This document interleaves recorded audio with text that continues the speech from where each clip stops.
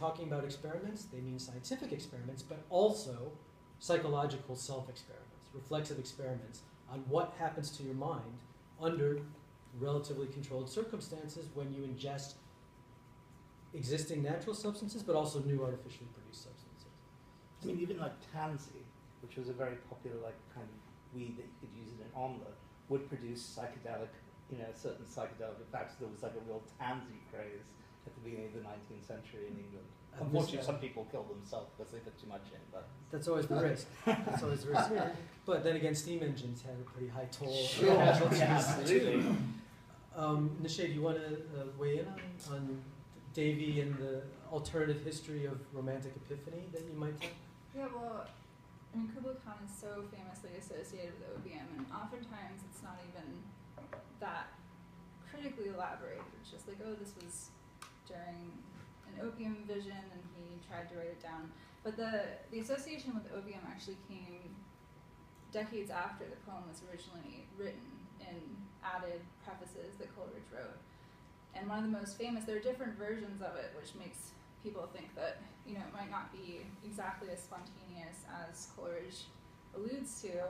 But I have a version here that is interesting. I'll just read it. It says, "The author continued in a profound sleep, at least of the external senses, during which time he has the most vivid confidence that he could not have composed less than from 200 to 300 lines.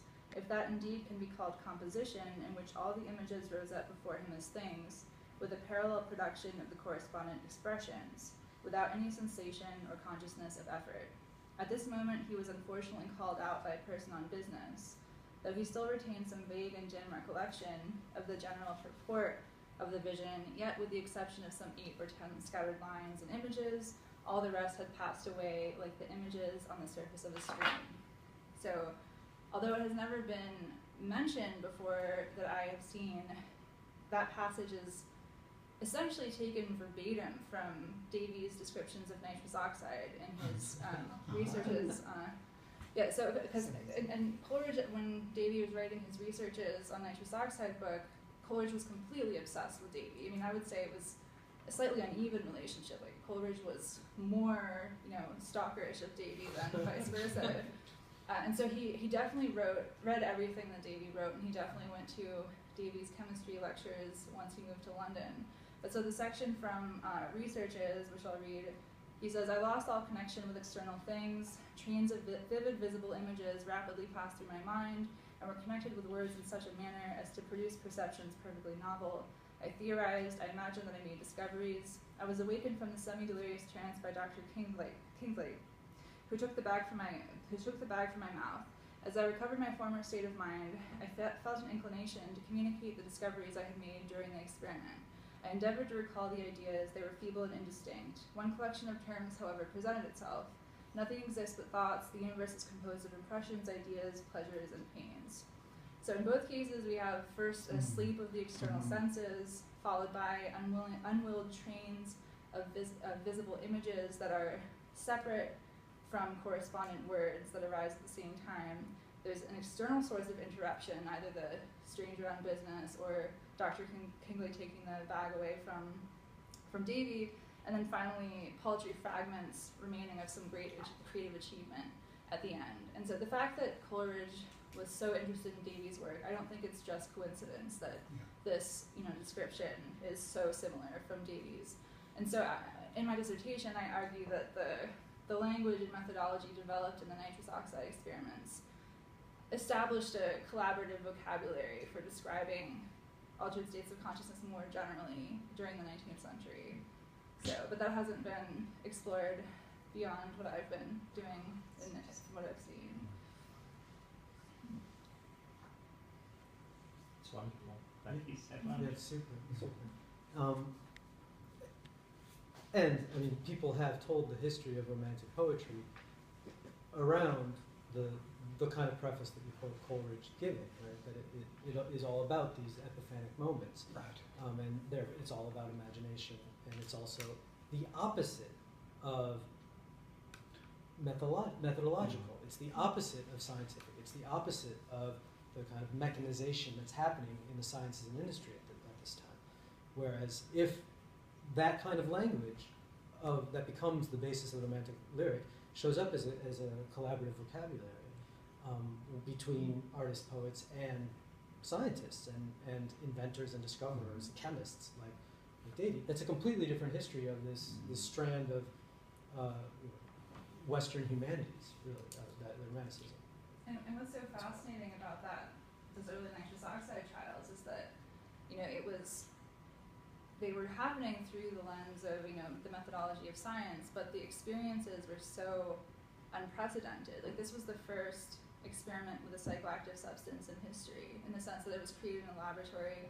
There is nitrous oxide in the atmosphere, but not at sufficient concentrations to have the kind of psychoactive effects that it did here. But so there was literally no vocabulary ready-made to describe the experiences. And then you had this circle of intellectuals, poets, medical professionals, scientists who, would try the nitrous oxide and then sort of come collaboratively up with ways of trying to describe the essence of that experience. So it's a really interesting place where poetry and the concerns of poetry, like metaphor and creating new words or new meanings for old words, really is intertwined with scientific methodology. You can't separate them there, and that's Coleridge and Robert Southey were part of that nitrous circle. And a lot of scholars have wondered why Coleridge didn't write or talk, that we won't know of, more about his nitrous experience, because at the time he said it was the most pleasurable experience he ever had. And this is someone who is very attentive to his own perceptions and systematically introspective about watching, the relationship between sensation, perception, observation. So people have wondered why it didn't, feature beyond this immediate when he first described the experience. I asked, do you know if Thomas de Quincey wrote at all, or experimented or wrote about nitrous oxide? Not that I've seen. No. Wow, that's so interesting. I would have thought he would be all over it. It's amazing. That's worth checking out, actually, because he is such a great popularizer of opium. Yeah. Well, if I can just transpose it for like 150 years forward, tomorrow I'm going to get a little talk on Allen Ginsberg and do similar stuff. But if you think about the LSD experiments in the 50s and the embrace by a variety of so-called beat poets, and then it's morphing into the 60s, the same kind of, when I'm listening to the language, similar kinds of language, science of discovery of LSD, embraced by creative individuals, I'm not just saying poets. Yeah. And then it seems to me that there's like the war on drugs today, there is, there is a track through the 19th century, which I think there's a kind of primness about. You can't write that without the assistance of nitrous oxide scenario. So I think it's all very interesting. Well, and that's one of the things you're interested in, isn't it, Michelle? The continuities of this kind of discourse and this interplay between science and creative arts around laboratory methodologies and artificial substances. Yeah.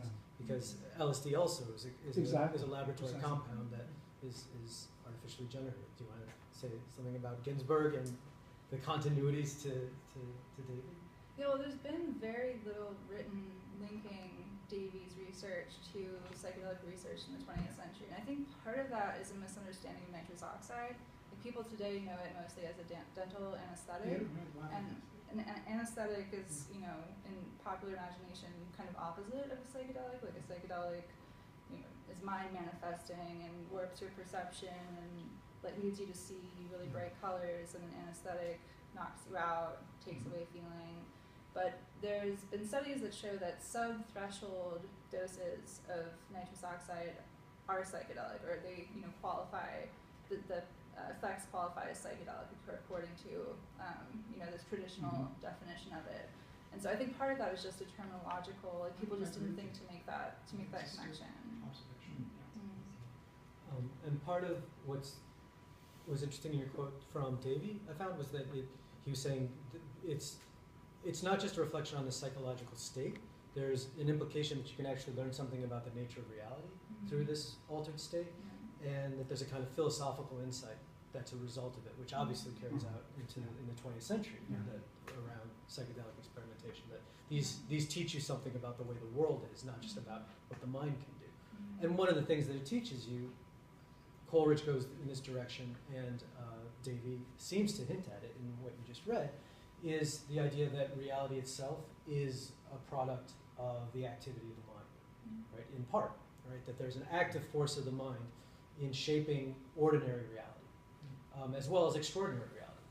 It's in the extraordinary moments when you recognize that, oh, I'm experiencing this as real, and the only thing that's changed is my state of mind.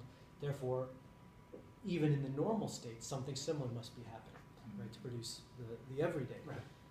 And that insight, which is like, delivered with huge force in these experiments, and is meant to be recreated through the poetic restatement of that experience of epiphanic grasp of the ultimate structure of reality. That insight is directly connected to the philosophy of Romanticism, right? The idea that mind is active in the world, that mind shapes the world in all sorts of ways. And again, this may be the kind of 1950s, 60s version of Romanticism that grasps that, but doesn't take its full impact into consideration. And what you were just referring to, right? That the aestheticizing of romantic experience, saying this is just about another state of mind. The mind produces various states of mind, of course, but the really fundamental epistemological and ontological claim that romantic science, naturphilosophy, and I think poets in these moments, in these experiments, are trying to make is that there is no reality without mind, right? That mind shapes even ordinary reality. That when we're living in the everyday world, it isn't that's the natural world. That is also, just as much as an altered state of consciousness, that is the product of an interaction between human mind and something which is other than human, between the understanding, as Kant would put it, and things in themselves. But then in the generation after Kant, it's one fragment of mind or one moment of mind interacting with mind writ large. That the universe itself is a kind of mind that's more than any individual mind. Kind of divine consciousness operating in, which is nature, operating in nature and is perhaps separable from, but more likely identical with nature. Can I say one more thing about the Nature's methodology? Because it's pretty interesting. You can also see it in lyric poems by Wordsworth and Coleridge around the same time as the Nature's experiments. You can see almost the same methodology, except instead of a chemical to produce an altered or ecstatic state, they're seeking out like specific locations in nature. But if you were to swap those, you could, they're doing essentially the same thing. Like the poets are looking for specific overlooks, places where they go and they have a ecstatic transport. And then in their poetry, so the poet walks to the cliffs on Rügen. He has this ecstatic, transported experience where he feels connected to all of nature and feels like he has insight into nature's workings. And then the poem that's crafted based on that experience is designed to reproduce that experience in the reader. So essentially they're creating chemicals, or in the same way that nitrous is functioning. They're transforming these locations in nature using the same self-experimental methodology and the reproducibility of returning to a specific chemical, returning to a specific location in nature to produce these states, which I think is pretty fascinating. So I know you're interested in the beats as well as to try to look for connections and differences. One thing about the beat movement, and you may very well have thought about this a lot,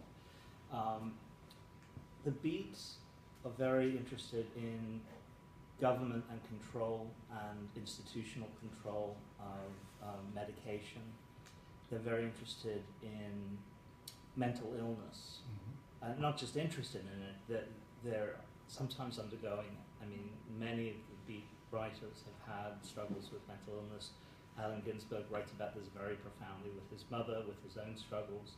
There's also a reaching out to Blake, partly because of a particular experience Allen had in his rooms when he was still quite a young man in New York, where he actually had a vision of Blake, which stayed with him for the rest of his life, and it was as vivid to him in discussing it as it was talking about a cup of coffee. But I mean, I think he was very aware that what constituted a natural state of mind, or an you know, that this was actually much rarer. You know, that the ability to function in society was something that we all sort of agree on, but in reality our mental states encompass a wide variety of possibilities, and some of them are quite dysfunctional. At times they don't serve us, and at times we're all working through a certain degree of mental illness. But we could talk about this pretty much endlessly. That's the next course. That's the next course, absolutely. Yeah, Blake and the Beats would be great. Oh, absolutely. If only my friend Kathleen Rain had still been alive to enjoy that, because she loved talking about Blake and she loved the Beats as well, although she had an interesting take on them. Satya. If I could just ask, with your dissertation, if I understood what you're saying,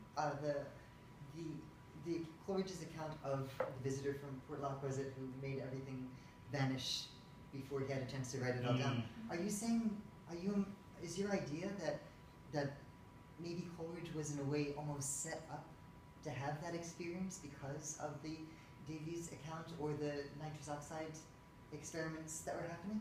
Almost that if you have that image in your head and then you go into a deep opium dream, it could almost... Yeah, well actually that idea is one of the central theses of one of my advisors, Richard Doyle. He's at Penn State, and he wrote this book called Darwin's Pharmacy.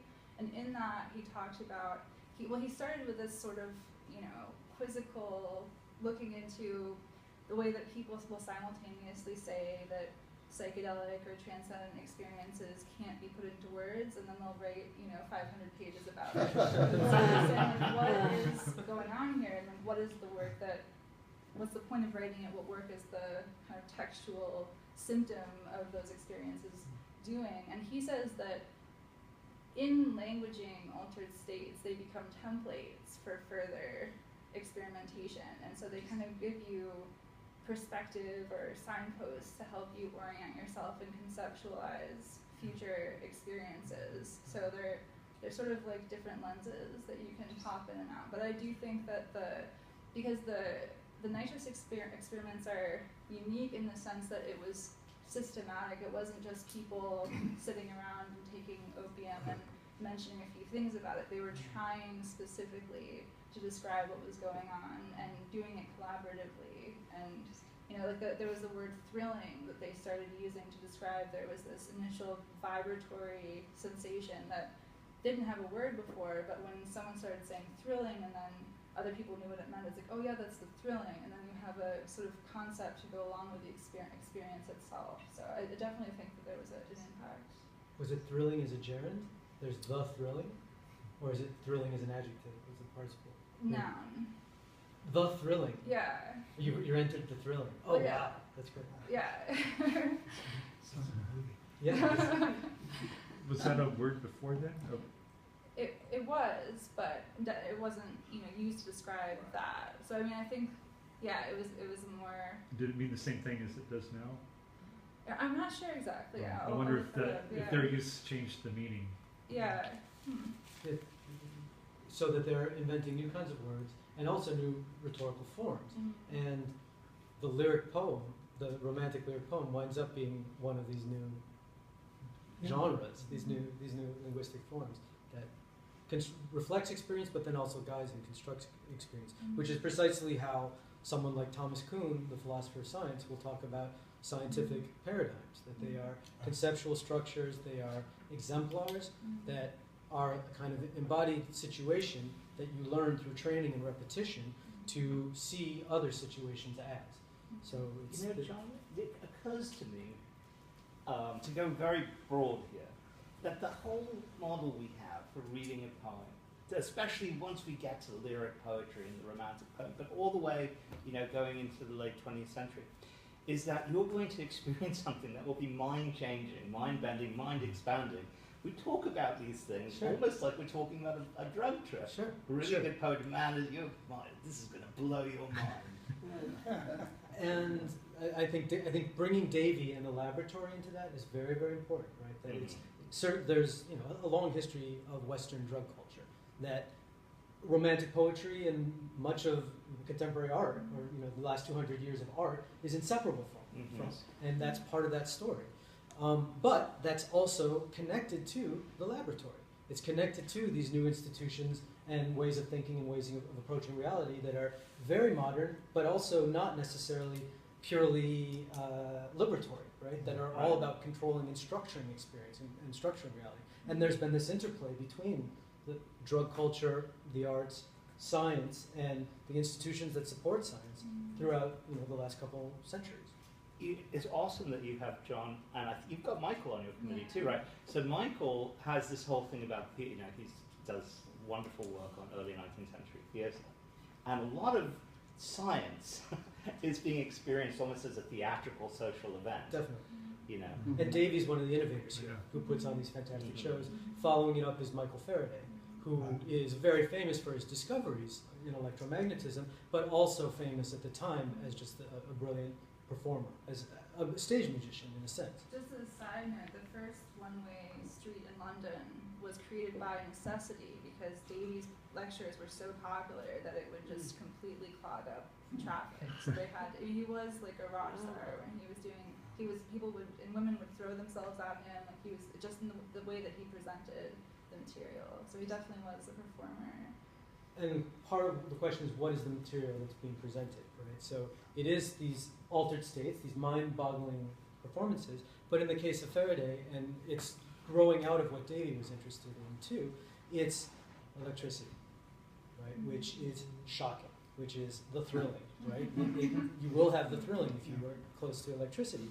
And in Shelley, and also in all the thinkers around this moment, electricity is not just one phenomenon among others. It is seen as directly connected to life.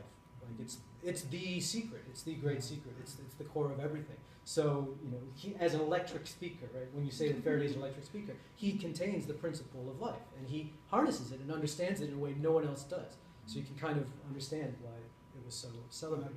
I mean, that gives us another way of thinking about literature and the arts, right? That they are part of these subcultures, these experimental subcultures.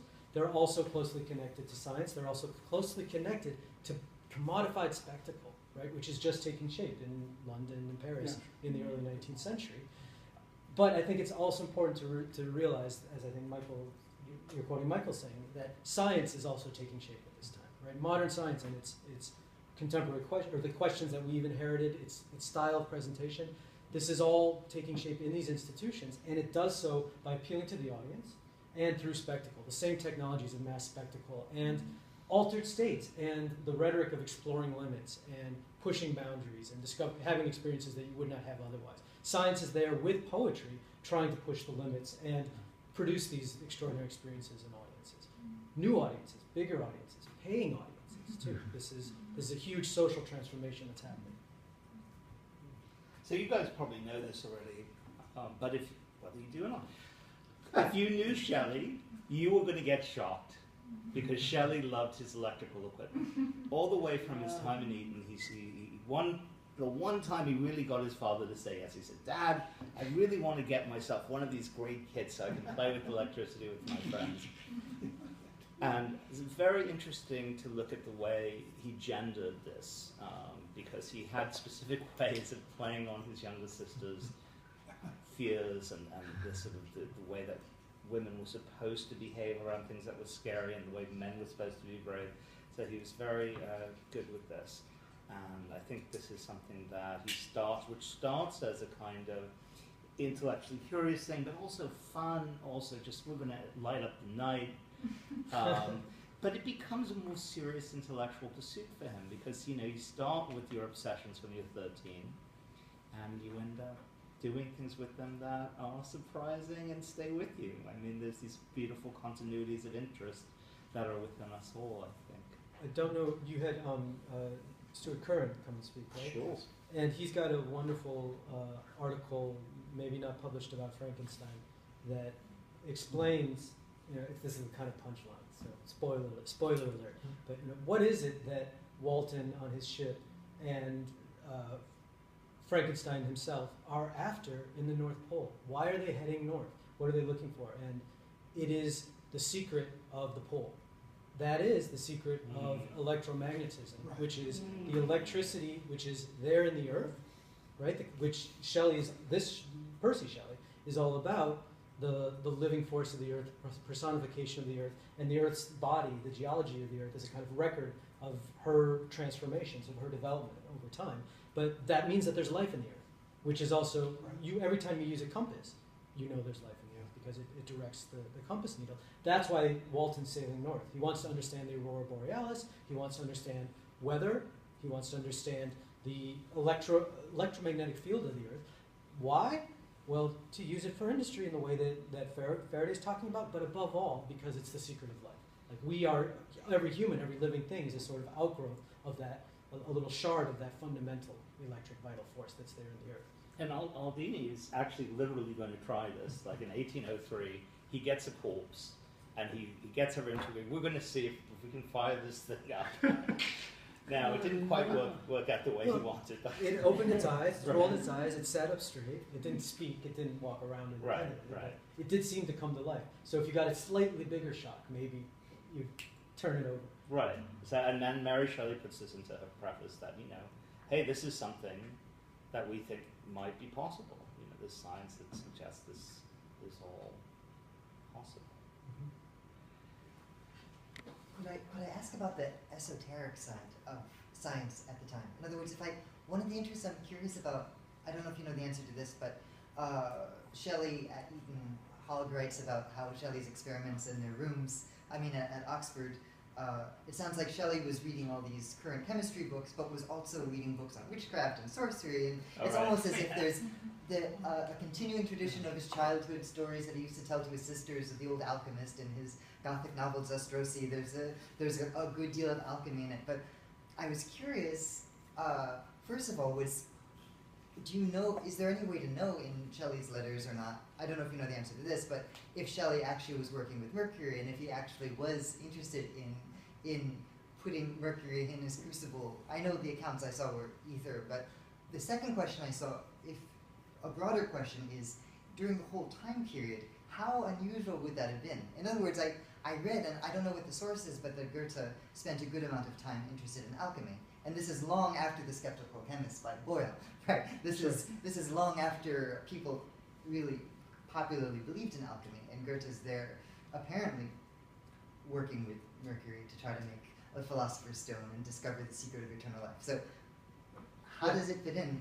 How out of place was Shelley in in the early 1800s in doing that? Not at all. Not at all out of place. And I taught a course here called Frankenstein's Library, which was all the books, not all the books, but some of the books that Mary Shelley would have read, and of course Percy Shelley would have read, but also all the books that Victor Frankenstein reads. And so his reading, and then the ones that the monster reads, right? So like he reads Milton, and secondhand hears the de Lacys telling various stories. So the students have to go through this Bildungsroman that the monster goes through and that Victor goes through, and that Mary Shelley went through. And the most